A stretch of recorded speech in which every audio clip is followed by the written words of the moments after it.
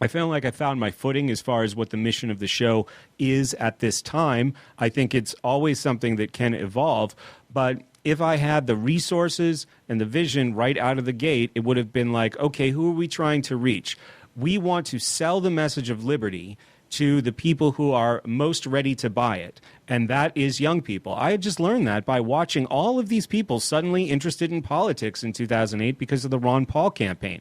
So, okay, we want to sell them the message of liberty. What is the best doorway into liberty? Well, it's obviously school, and school sucking, right? That is an easy sell. I had commiserated with lots of students during, tutoring or teaching SAT classes. So this was the doorway, connecting with young people about the way they felt about school and the opportunity to just hear an adult who had been on the other side of the classroom say, maybe even confirm some of the same things that they were feeling. Okay, well, what can we build on top of that? What's the problem with school? Where did school come from? What are the intentions of school? And talking about scientific management and social engineering.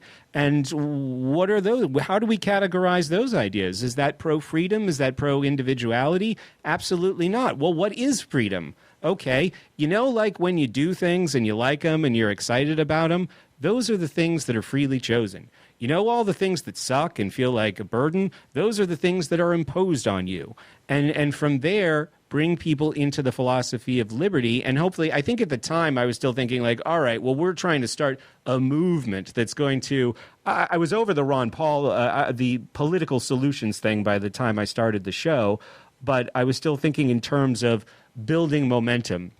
I think of it now more as speaking to individuals, but that goal of being able to create a vehicle to take this message to a bunch of young people, it's clear how to do that now. It wasn't clear at the time. I just thought, hey, you put things on the internet and you win.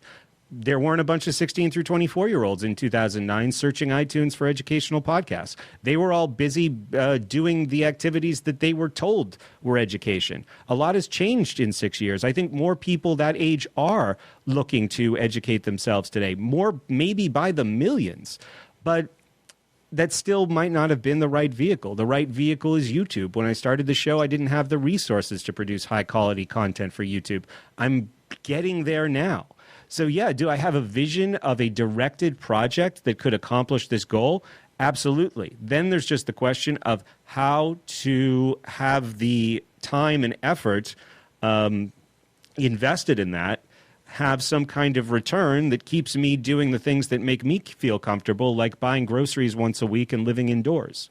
And I don't have all those. I don't have all those answers yet. And I just got to I am so grateful for the people who support this show. I know Rich said it, and then I've said it twice now, because it has given me enough stable ground to even think about these things instead of having abandoned this project a long time ago. Richard, who's your target audience, you think? It's not 12-year-olds. Well, my target audience in the near term right now, if you listen to my podcast and you have a long attention span and you know how to tell fact from fiction, you're going to have a good time. My audience for the long term is to take this information, introduce it to people with short attention spans who don't make it very far, maybe an hour into the podcast. But over time, they begin to take in more and more information. They begin to learn the value of learning for themselves, how enjoyable it is, how it's not really work. It's just part of life, learning about ourselves and learning about our environment. It's part of survival. It's very natural. As part of that survival, I've seen a lot of people on the interweb, because of how easy it is these days, start to monetize their YouTube videos and put ads on them and put ads in their shows from all these different corporate sponsors. And that's all well and good, because I'm not looking to make anyone else's decision for them.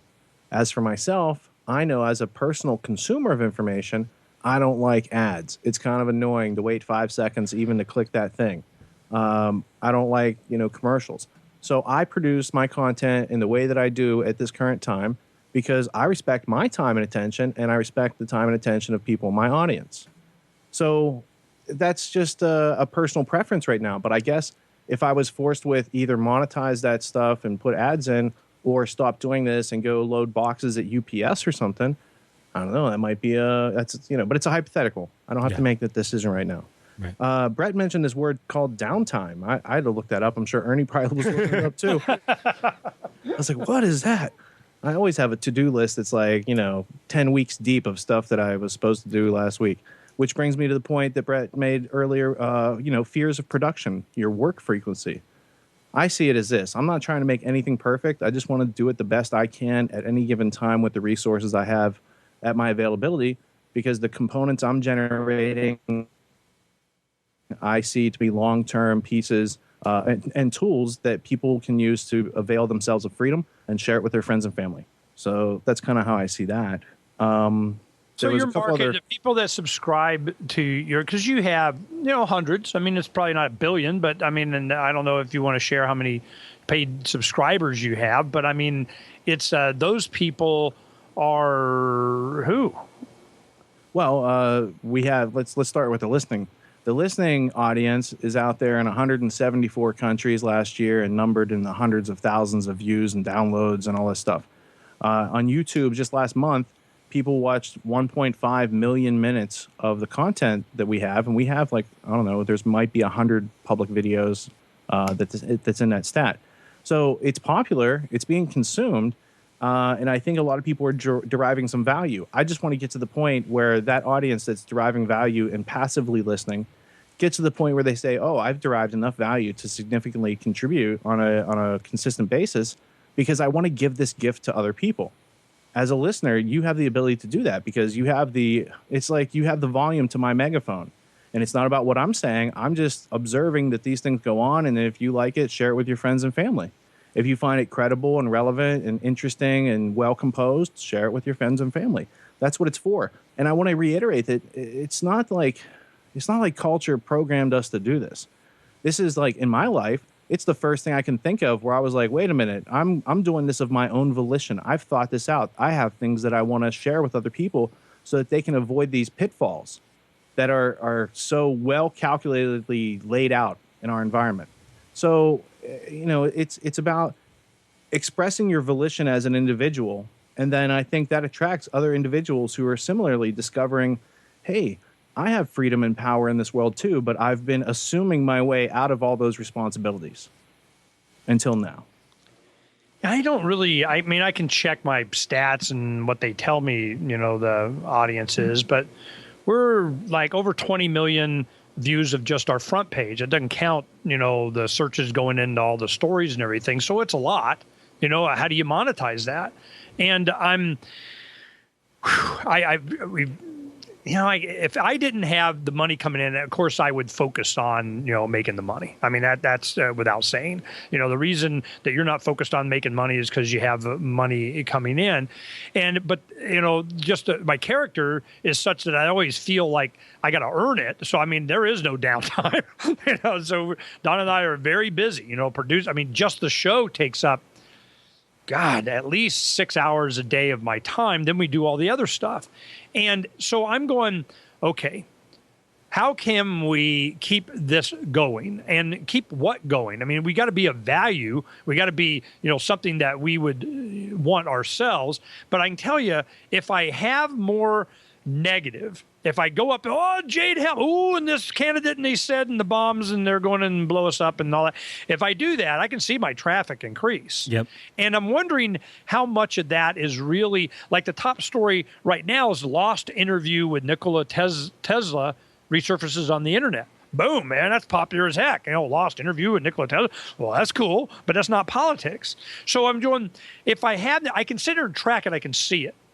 And I'm wondering how much I'm being manipulated by the search engines. So I focus on the things that I think is important, like what you guys do. I mean, I focus. I know it. I take a hit on traffic because of it. So, I mean, should that be my main goal? Our traffic also is from our peak, we were doing like 20,000 pages a day, and now we're averaging like 5,000, which is, I mean, I remember the 20,000 days. Woo, rock and roll. And you could see all the freedom-oriented sites would take a big, giant step down. Boom. It's 20% left. Boom. It goes down. And I'm going, well, I know why. Because we put our lives in the hands of these people that make determinations based on the algorithm of you're not allowed.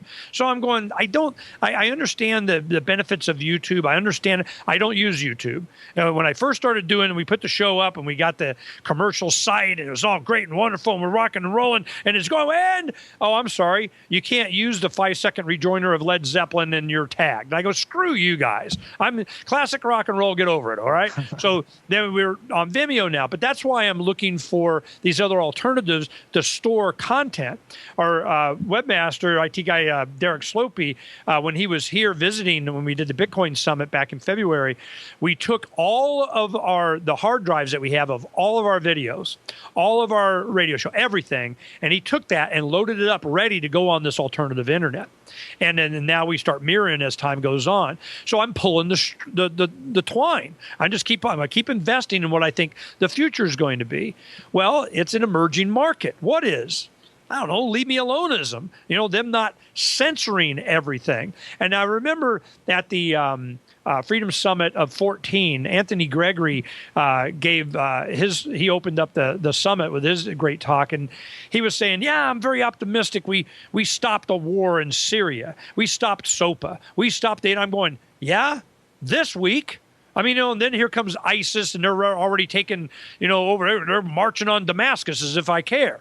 Well, you find out that, we're so involved, our own government and all this stuff. Who do you believe? I mean, what do you want to go as what's the important things that we should know about? And when the story that people are so interested in, it's all BS anyway. So you have to go to Richard Grove's Tragedy and Hope to get a full understanding of what's going on. If we're reliant on the system, because I remember the whole purpose of Freedom's Phoenix was to be able to communicate. And we had this concept in 96. And I go, when video hits the internet, we're going to pull the trigger. Video will never hit the internet. Were you crazy? Well, when YouTube hit, I go, it's time to do. And we started beta that year. So I'm going, it's been almost 10 years. This September, it'll be 10 years that we've been doing this. I have seen the trend. We are being manipulated and socially and economically engineered into what content gets rewarded, and it's not freedom.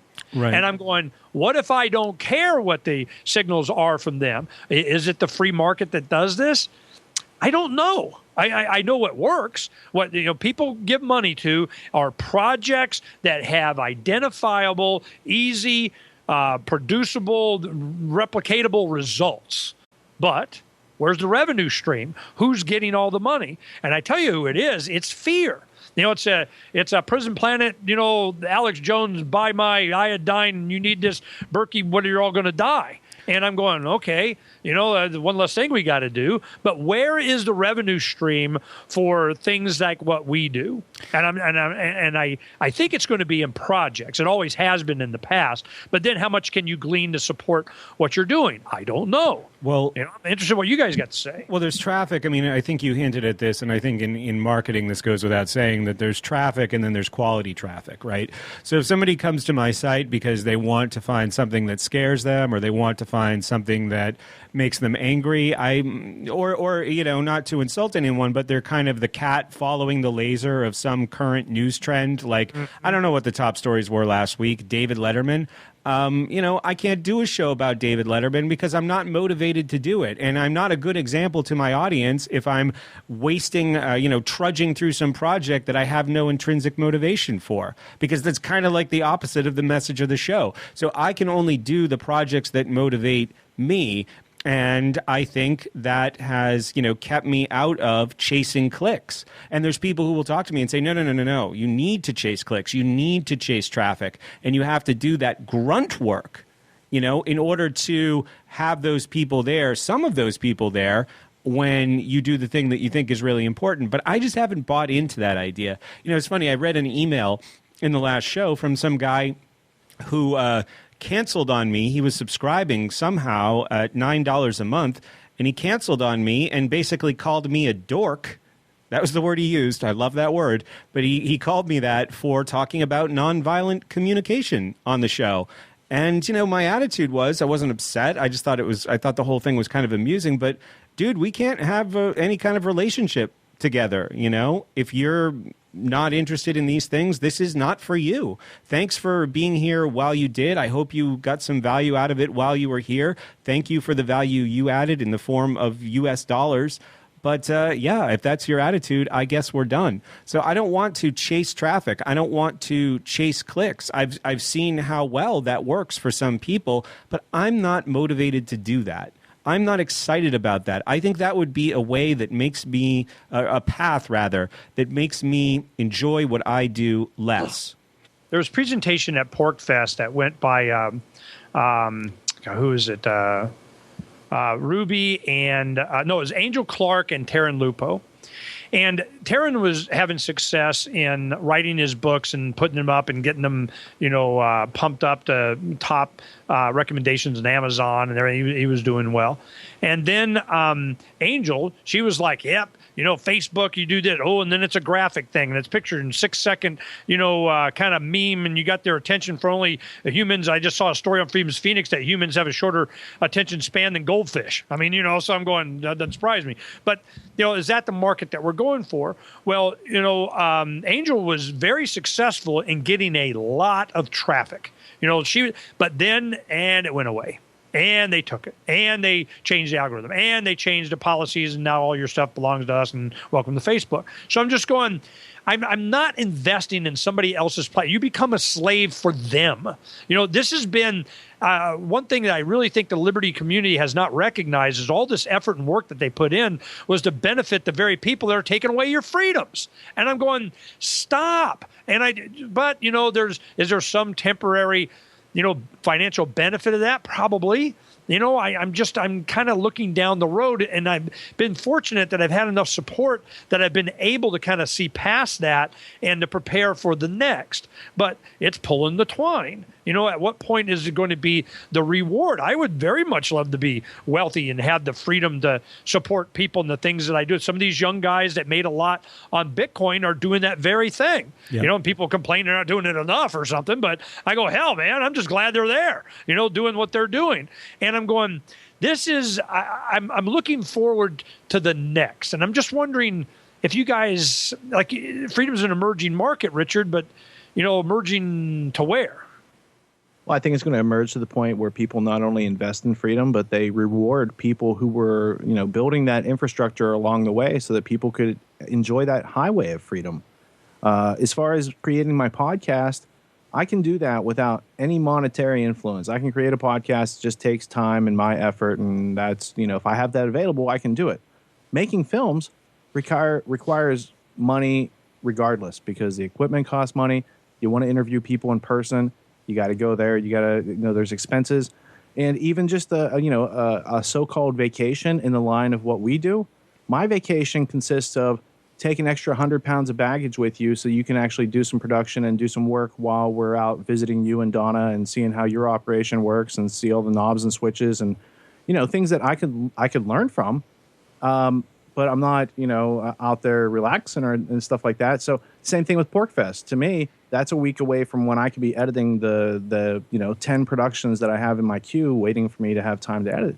And it's so I have to make it, okay, who are the people that I need to meet here? Who are the people that I, bond with in this line of voluntary freedom? And what are their works? So there's homework involved before you meet people, just so you can have an intelligent conversation with them. So I think it's important to a note that was spoken a lot before. I think it's important to actually get out there and to meet your subscribers and to know these people face to face and see the very real effects, positive effects that you're having on their families. Because in the times when money is short, I think that's what really keeps us going. That's the invisible fuel, which is burnable some of the time. It doesn't pay your electricity bill. It doesn't pay the put food on your table. But when you need a little extra oomph and when you feel tired and like you're going to quit, it gives you the patience and a persistence to keep moving forward. Absolutely. So I think it's to answer the other question I had to know. I didn't want to interrupt you guys, but we've been ranked. Peace Revolution's been ranked #1 in higher education for like the past 5 years, and it's ahead of the King's College London War College. So I think it's very important that Peace Revolution stay ahead of the British War College. But the last I checked, I think we had this was last month. we had 382 subscribers, which is ranging from $5 a month to, let's say, $14.95 a month. So it's a range of people in that spectrum. That's the most subscribers we've ever had. And in the last 9 months, I think we've added 50 subscribers. So we've been doing really well. And I can't complain because I appreciate each and every one of those subscriptions because it's what allows me to keep unfolding. And from my perspective, I have a lot of productions planned for the future. And I've been just chopping away at, knocking one out every couple weeks. But the best work that I have to do is yet to come because I'm waiting for the production level to be at a place where it respects that information, where I only have to do it once. And 10 years from now, I won't be able to I won't look at it and cringe and say, oh, I wish I would have waited until we had such and such. Because, part of producing content that reaches a larger spectrum is why I produce films.